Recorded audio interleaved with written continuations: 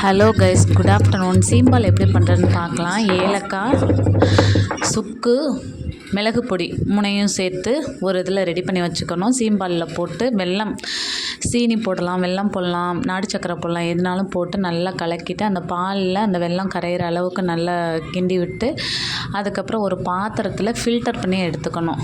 அதை நல்லா வடிகட்டணும். ஏன்னா தூசி எல்லாம் இருக்கும் அந்த சீம்பாலில்.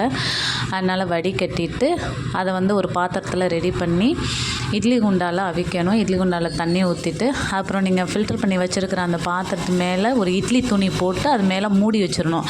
டிஃபன் பாக்ஸ் இருந்துச்சுன்னா அதே நீங்கள் மூடி அதுக்குள்ளே வச்சுக்கலாம். ஒரு 15 மினிட்ஸ் வேக வைக்கணும்.